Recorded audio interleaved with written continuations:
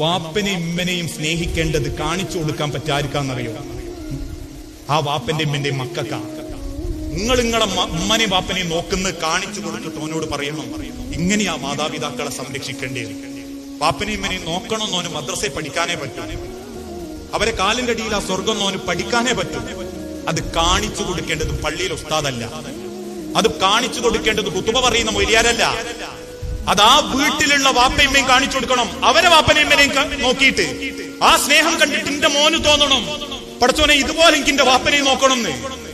അത് കാണിച്ചു കൊടുക്കാൻ പറ്റിയിട്ടില്ലെങ്കിലേ സ്വന്തം മക്കള് തിരിഞ്ഞു നിൽക്കുന്ന ഒരു കാലം കൺമുൻപിൽ കാണിച്ചു തരുമല്ല, അന്ന് സങ്കടപ്പെടേണ്ടി വരും. അങ്ങനെ കുടുംബത്തെ നോക്കിയാൽ നമ്മളെ മക്കള് നന്നാവാൻ തുടങ്ങും.